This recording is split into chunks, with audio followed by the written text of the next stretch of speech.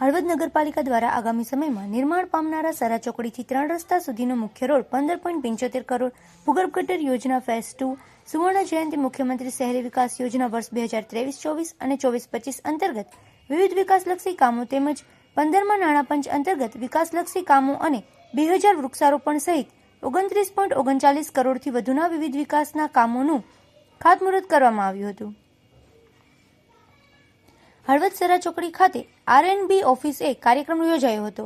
આ પ્રસંગે સંસદ સભ્ય ચંદુભાઈ સિહોરા, ધારાસભ્ય પ્રકાશભાઈ વરમોરા, જિલ્લા પ્રમુખ રણછોડભાઈ દલવાડી, હળવદ શહેર ભાજપ પ્રમુખ અજયભાઈ રાવલ, હળવદ તાલુકા ભાજપ પ્રમુખ મનસુખભાઈ પટેલ, હળવદ પાટીદાર સમાજના પ્રમુખ જસુભાઈ પટેલ, બિપિનભાઈ દવે, હળવદ નગરપાલિકા ચીફ ઓફિસર તુષાર ઝાલોરિયા સહિતના આગેવાનો ઉપસ્થિત રહ્યા હતા. ઉપરાંતના વિકાસના કામોના ખાતમુહૂર્તનો કાર્યક્રમ હતો.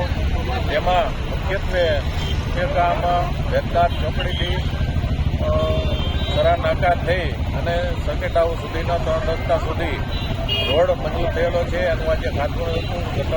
ગટરનું પણ આજે ખાતમુહૂર્ત હતું. ત્યારે 20 કરોડ ઉપરાંતના વિકાસના કામોના આજે ખાતમુહૂર્ત કર્યા છે. ત્યારે નરેન્દ્ર મોદી સાહેબની જે કલ્પના છે 2047 સુધી ભારતને વિકસિત રાષ્ટ્ર બનાવવાનું, તેમાં આપણા મુખ્યમંત્રી CM ભૂપેન્દ્રભાઈ પટેલ પણ એ જ દિશામાં ગુજરાતનો વિકાસ કરવા માટે આગળ વધી રહ્યા છે. ત્યારે આગામી ભવિષ્યની અંદર હળવદ વિકાસથી વંચિત ન રહે એ માટે અમે સતત પ્રયત્નો કરતા રહીશું અને આગામી સમયની અંદર હળવદના વિકાસના કામોની જે કંઈ જરૂરિયાત હશે એને સતત ચિંતા કરી અને હળવદને વિકસિત તાલુકો બનાવવાની અમારી નેમમાં અમે સફળ થતા રહીશું એવી પ્રાર્થના.